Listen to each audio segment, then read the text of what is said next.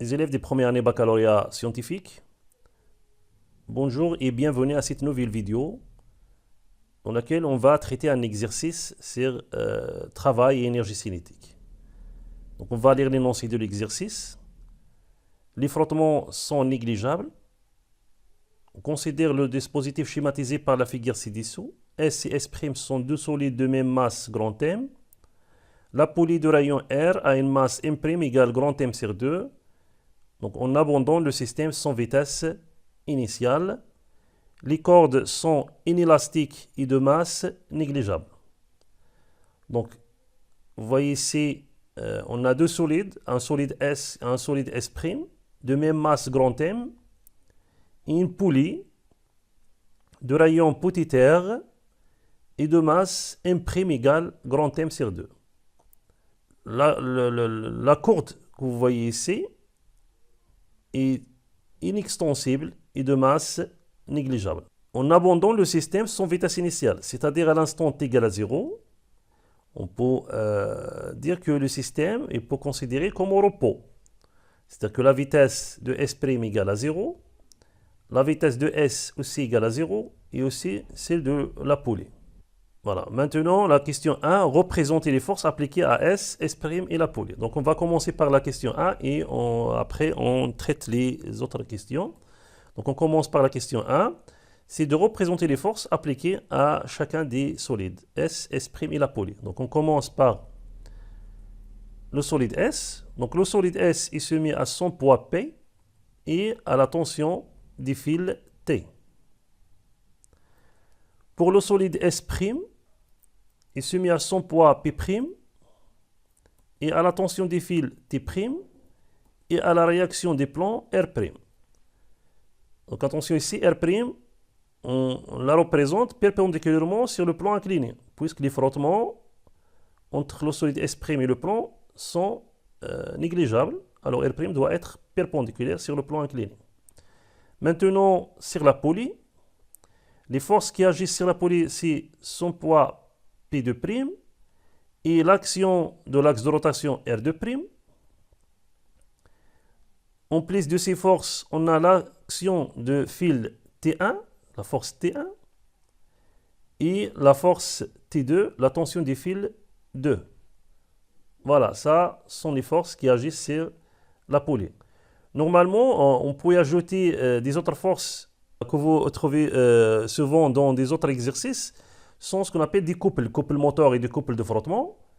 Donc, ces couples, on peut l'attirer à partir de l'énoncé de l'exercice, mais dans notre exercice, on a tout d'abord les frottements sont négligeables, alors on n'a pas de couple de frottement. Et on remarque qu'on n'a pas dans l'énoncé qu'un, par exemple, à l'intérieur de la poulie, on peut intercaler ou bien injecter un moteur qui a pour objectif de faire tourner la poulie. Donc on n'a pas cette situation. Alors on peut dire qu'on n'a pas de couple moteur aussi. Donc les forces qui agissent sur la poulie sont 4. Son poids et l'action de l'axe de rotation, et en plus les actions des deux fils, la force T1 et la force T2. Voilà, ça c'est la première question. On passe maintenant à la deuxième question. Deuxième question, il dit établir l'expression de la vitesse V de solide S lorsqu'il parcourt à partir de sa position initiale une distance H1. On exprimera V en fonction de M, G, H1, G, R et alpha. On rappelle que le moment d'inertie de la poulie par rapport à l'axe de rotation, c'est G égale à 1 demi M' fois R carré. Voilà, ça c'est la question. Donc on cherche à déterminer la vitesse de S lorsque ce solide il parcourt une distance H1 en fonction de M, G, H1, G, R et alpha. Vous voyez ici dans l'expression de V, donc on cherche la vitesse de S, mais vous voyez dans l'expression qu'on cherche, on trouve des grandeurs qui sont liées à la poulie par exemple, comme le moment d'inertie de la poulie et son rayon, et aussi l'angle alpha. Donc l'angle alpha, normalement ici, on peut la trouver dans une expression lorsqu'on fait une étude sur le solide S', ce n'est pas pour l'étude de S. Donc c'est-à-dire pour arriver à exprimer V, il faut étudier tout le système, c'est-à-dire étudier le système S, puis la combiner avec une étude sur la poulie et aussi sur le solide S'. Donc, en gros, pour arriver à cette expression, la procédure qu'on va faire, on va étudier le système S, puis le système S', puis la poulie. Donc, étudier le système, c'est-à-dire appliquer le théorème de l'énergie cinétique sur ce système.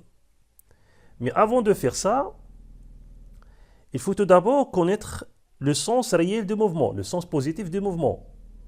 On ne sait pas, est-ce que le solide S, il va descendre d'une distance H1 vers le bas à partir des positions initiales, ou bien il va monter vers le haut d'une distance H1. Donc on ne sait pas le sens du mouvement de S. Donc pour connaître le sens du mouvement du système, il faut tout simplement connaître le sens de rotation de la poulie. Est-ce qu'il va tourner dans le sens trigonométrique, dans ce sens, ou bien dans le sens contraire?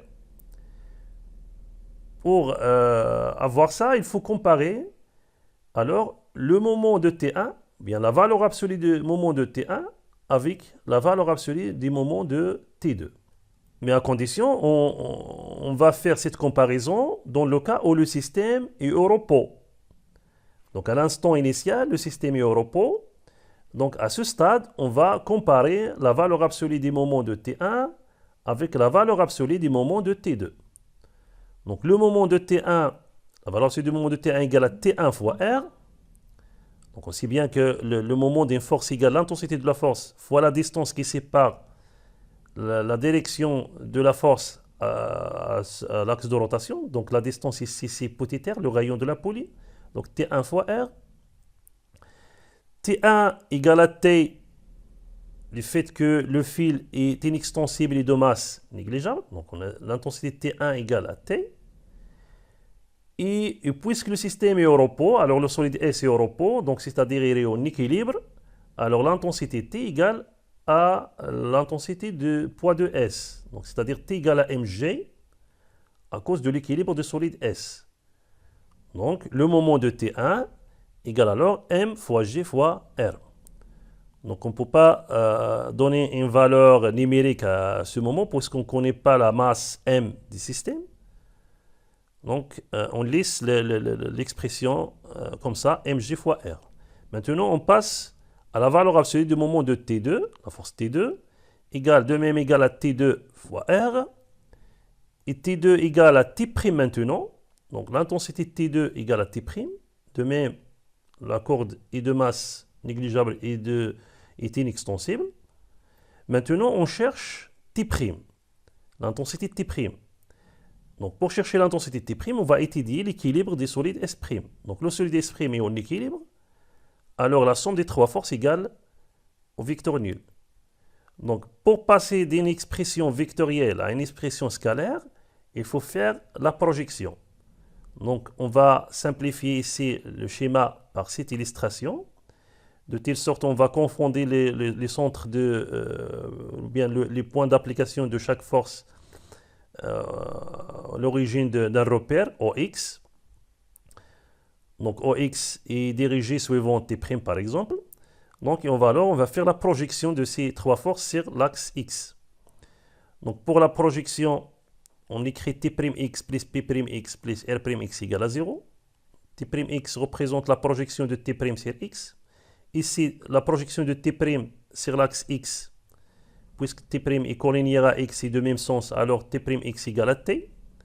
Et pour la projection de P'X égale à moins mg sinus alpha. Donc la projection de P'.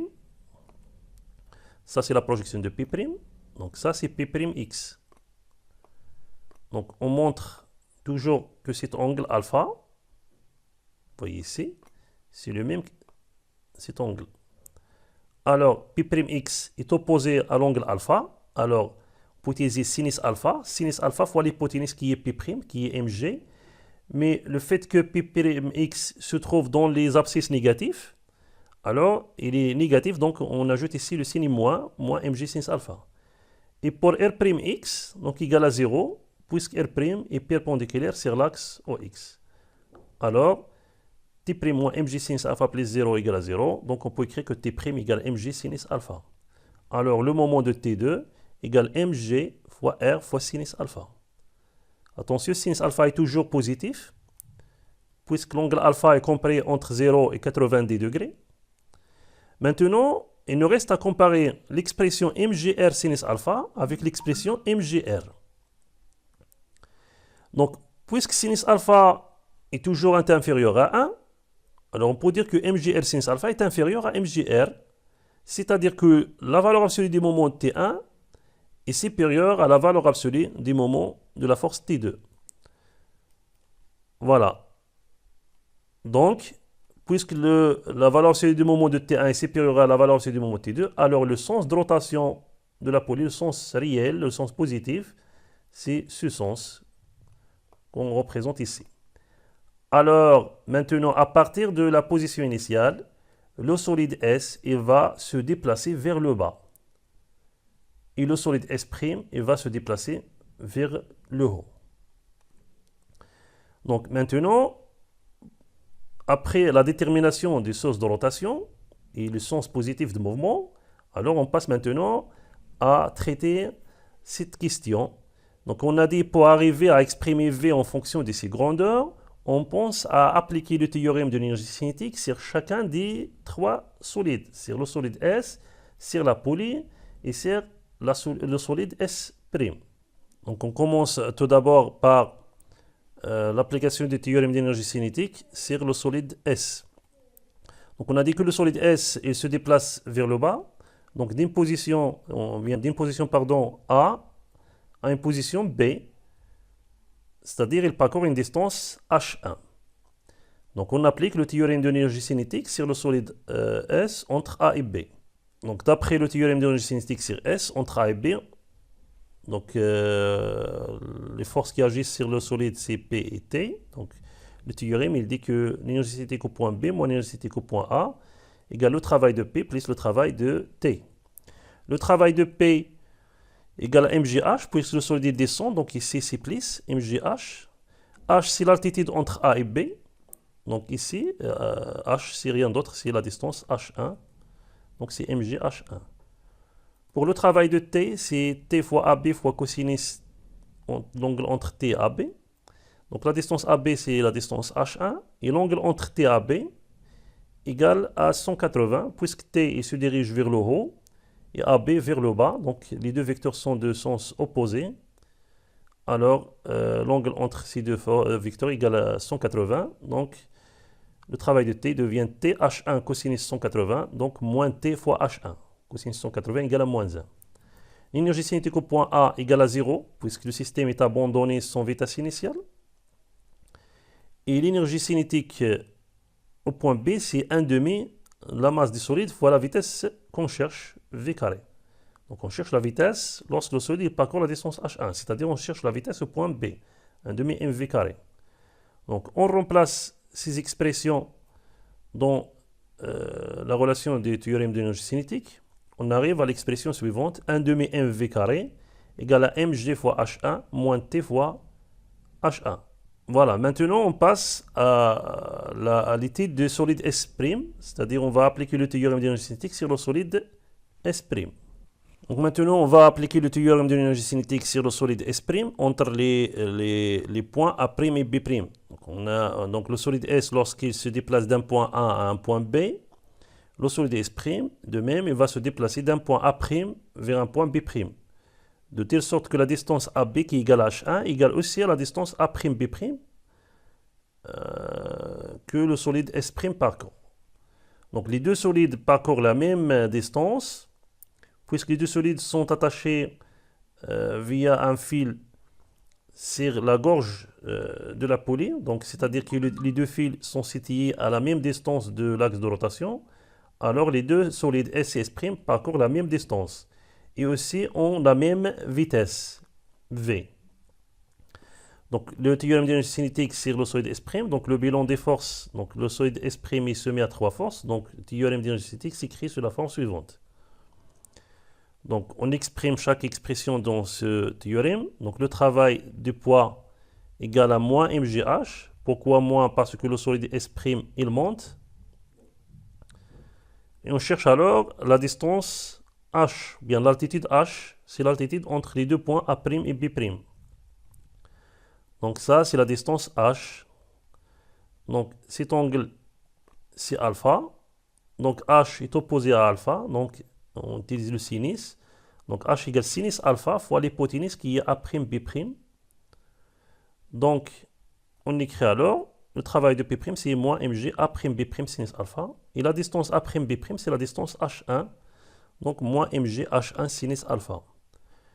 Le travail de T' égale à T' A'B' cosinus de l'angle entre les deux vecteurs T' A'B'. L'angle entre T' et A'B', donc T' et A'B' sont de même sens et parallèles. Alors l'angle entre les deux vecteurs c'est 0. Donc c'est T' alors fois h1. h1 c'est aussi la distance A'B'. Cosinus 0. Donc c'est T' fois h1. Pour le travail de R' égale à 0, puisque les frottements sont négligeables, l'énergie cinétique au point A' égale à 0, le système est abandonné sans vitesse initiale. L'énergie cinétique au point B', c'est 1 demi mv' carré. Donc V' c'est la vitesse de S' au point B'. Et on a dit que les deux solides S et S' ont la même vitesse. Alors on peut écrire que l'énergie cinétique égale 1 demi mv carré. Donc on remplace dans cette relation, on arrive à 1 demi mv carré égale à moins mg h1 sinus alpha moins T' fois h1. Donc on applique le théorème d'énergie cinétique sur la poulie entre les instants T0 et T1. De telle sorte que l'instant T0, c'est l'instant initial, et l'instant T1, c'est l'instant où le solide S arrive au point B, ou bien le solide S' arrive au point B'. Donc, le théorème d'énergie cinétique s'écrit sous la forme suivante. EC1 moins EC0, l'énergie cinétique à l'instant T1 moins l'énergie cinétique à l'instant 0, la somme des travaux entre ces deux instants.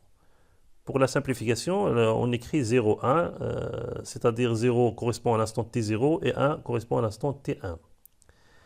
Attention, maintenant, on applique le théorème sur un système en rotation. Donc, les expressions des énergies cinétiques et aussi des travaux, ils sont différents par rapport à un système en translation. Donc, pour les travaux, on utilise l'expression le travail d'une force égale le moment de la force fois l'angle de rotation delta θ.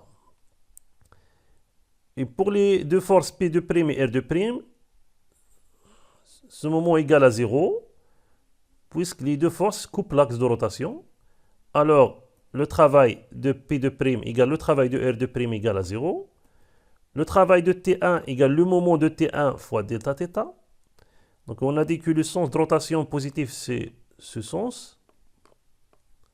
Donc, T1, il tire la poulie dans le sens positif. Donc, le moment de T1 égale alors T1 fois R fois l'angle de rotation delta θ. Et on sait aussi que H1 égale à R fois delta θ. Donc, lorsque le solide S il se déplace d'une distance H1, la poulie il tourne d'un angle delta θ, tel que la distance de parcours de S égale le rayon de la poulie fois l'angle de rotation de la poulie. Donc, R fois delta θ. Donc, alors, le travail de T1 égale à T1 fois H1. Maintenant, ou bien, on peut écrire T1 fois H1 égale à T fois H1. Donc, on a dit que l'intensité T1 égale à l'intensité T, puisque le fil est inextensible et de masse négligeable. De même, pour le travail de T2, c'est le moment de T2 fois delta θ. Le moment de T2 est négatif, puisque le sens de T2, c'est le sens contraire du sens de mouvement. Donc, c'est moins T2 fois R fois delta θ, ou bien moins T2 fois H1. Et T2, c'est rien d'autre, c'est T', en intensité. C'est moins T' fois H1. L'énergie cinétique au point 0, ou bien à l'instant 0, instant T égale à 0, puisque le système est abandonné sans vitesse initiale. L'énergie cinétique à l'instant T1, c'est 1 demi G, le moment d'inertie de la poulie, fois la vitesse angulaire de la poulie à l'instant T1 au carré. Donc, et on sait bien qu'on a une relation entre la vitesse des solides S et la vitesse de rotation de la poulie. La relation est que la vitesse de rotation à l'instant T1 égale à la vitesse V du solide S à l'instant T1. Donc à l'instant T1, c'est que le solide arrive au point B. Et la vitesse au point B, c'est V sur le rayon de la poly R. On remplace, on trouve un demi-G V carré sur R carré. Donc on remplace toutes ces expressions dans la relation du théorème d'énergie cinétique. Et on arrive à cette expression 1 demi G V carré c'est R carré, c'est l'énergie cinétique au point où il y a un instant T1, égale TH1 c'est le moment de T1, plus ou bien moins T'H1 c'est le travail de T2.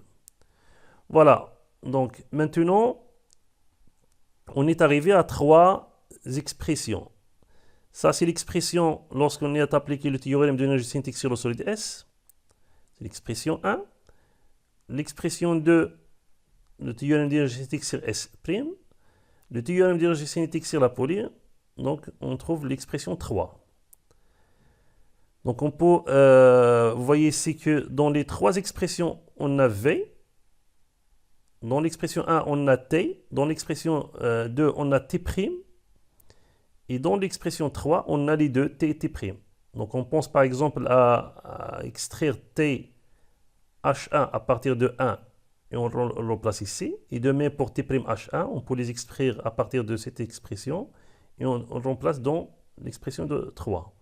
Donc à partir de l'expression 1, on peut écrire TH1, donc on tire TH1 égale MGH1 moins 1 demi MV carré. De même, on peut tirer moins T'H1 à partir de l'expression 2 égale 1 demi MV carré plus MGH1 sinus alpha. Ces deux expressions, on peut les remplacer dans l'expression 3. On arrive à 1 demi G V carré sur R carré égale à TH1. TH1, c'est cette expression. C'est MGH1 moins 1 demi MV carré. Moins T'H1, c'est cette expression. Donc, plus 1 demi MV carré plus MGH1 sinus alpha. Donc, on peut simplifier par moins 1 demi MV carré avec 1 demi MV carré. Donc on arrive à 1 demi G V carré R carré, c'est MGH1 plus MGH1 sinus alpha. Ici, on peut factoriser par MGH1. Donc, et on arrive à l'expression V égale racine carrée de 2 MGH1 fois R carré, facteur de 1 plus sinus alpha sur G. Voilà, ça c'est l'expression de la vitesse V en fonction des grandeurs qu'on demande. Maintenant, on passe à la question petit B. Petit B, faire l'application numérique, c'est seulement de l'application numérique. Pour une valeur de H1 égale 110 cm, G 9,8 Newton par kg et alpha égale 30 degrés. Donc, on part de l'expression qu'on a démontrée précédemment. V égale racine carrée de 2 MGH1 R carré 1 plus sinus alpha sur G. Donc, on remplace G par cette expression. C'est 1 demi M' R carré. Et M', la masse de la poly, égale à M sur 2. Donc G égale alors M sur 4 fois R carré. Donc si on remplace M' ici par M sur 2, on trouve M sur 4 R carré. Donc ici on peut simplifier par M. Et aussi simplifier par R carré. Et ce 4 monte en haut. Et se combine avec 2 devient 8. Donc l'expression de V égale 8 GH1 facteur de 1 plus sinus alpha. Donc application numérique. V égale racine de 8 fois G c'est 9,8 fois H1, H1 c'est 610 cm en mètre c'est 1,1 fois 1 plus sinus 30 donc égale 11,37 mètres par seconde. Voilà, ça c'est la question 2. On arrive maintenant à la question 3. La question 3 il dit que après avoir parcouru la distance H1 précédente, le fil se casse. Donc lorsque le solide parcourt la distance H1, le fil se casse. À ce stade, le solide se trouve à une distance ou bien à une hauteur H2 de la surface libre d'une eau tranquille et profonde. Donc ici, on considère par exemple la surface de l'eau. Donc lorsque le solide S parcourt la distance H1, par exemple H1, ça c'est la distance par exemple H1. Donc à ce stade, le solide S se trouve à une distance H2 de la surface de l'eau. Donc la question c'est de déterminer H2, cette distance, sachant que S arrive à la surface de l'eau avec une vitesse V0. Donc le solide alors il va se déplacer d'un point C à un point D.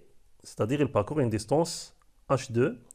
Donc on applique alors le théorème de l'énergie cinétique sur le solide S entre le point C et le point D. Au point C, la vitesse du solide S, c'est la vitesse V qu'on a déjà calculée dans la question précédente. Et la vitesse au point D, c'est la vitesse V0 égale 8 mètres secondes moins 1. Donc, théorème d'énergie cinétique sur S entre C et D. La seule force qui agit sur le solide S entre C et D, c'est le poids, puisqu'on a dit que le fil se casse lorsque S arrive au point C. Donc, théorème d'énergie cinétique, il s'écrit OCD moins OCC égale le travail de P. Le travail de P, c'est mgh, le solide il descend. Maintenant, l'altitude entre C et D, c'est la distance h2, donc c'est mgh2. L'énergie cinétique au point C, c'est 1 demi mv carré. Et l'énergie cinétique au point D, c'est 1 demi mv0 carré. Donc on remplace pour factoriser, simplifier ici par la masse m. Donc on arrive à h2 égale v carré moins v0 carré sur 2g. Application numérique. V, d'après la question précédente, c'est 11,37 alors au carré, moins 8 au carré, sur 2 fois G, 2 fois 9,8, alors égale 3,33 mètres. Donc ça, c'est la question petit a. Maintenant, la question petit b. On dit que le solide S s'immerge ensuite totalement dans l'eau et atteint une profondeur H3 égale 2 mètres avant de remonter vers la surface du liquide. Quelle est alors la densité de S? Donc cette situation montre la procédure de mouvement de S. Donc, auparavant, le solide parcourt la distance H1, le fil se casse, alors il parcourt la distance H2 avant d'arriver à la surface de l'eau. Lorsqu'il arrive à la surface de l'eau, il va s'immerger dans l'eau jusqu'à il arrive à la profondeur de l'eau à une distance H3 à partir de la surface de l'eau. On cherche à déterminer la densité de S. Donc on pense à appliquer le théorème de l'énergie cinétique entre la surface de l'eau et la profondeur de le profond de l'eau. Donc d'après le théorème de l'énergie cinétique, c'est S entre M et N.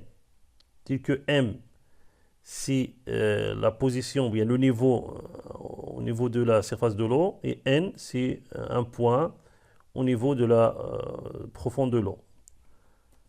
Donc, les forces qui agissent sur le solide entre ces deux points, c'est le poids des solides et F, la poussée d'Archimède.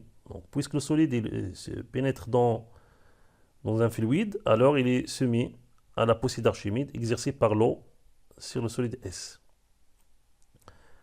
Donc, théorème d'énergie cinétique, l'énergie cinétique au point N, le point final, moins l'énergie cinétique au point M, égale le travail de P plus le travail de F. Le travail de P égale à mgh, le solide il descend, et H ici c'est H3. Maintenant le travail de F, c'est F fois Mn fois cosinus de F et Mn. Donc on sait bien que la poussée d'Archimède est de sens toujours de bas vers le haut. Alors puisque Mn est vers le bas, le vecteur Mn se dirige vers le bas et la force F se dirige vers le haut, alors l'angle entre les deux c'est 180. Donc c'est F, la distance Mn c'est H3, cosinus 180, donc c'est moins F fois H3. Maintenant, on va exprimer l'intensité de la force de la poussée d'Archimède. Donc on sait que F égale à ρ0 fois V fois G. Avec ρ0, c'est la masse volumique des fluides, qui est l'eau ici. Fois V, c'est le volume du solide S, puisque le solide S est immergé totalement dans l'eau, fois G.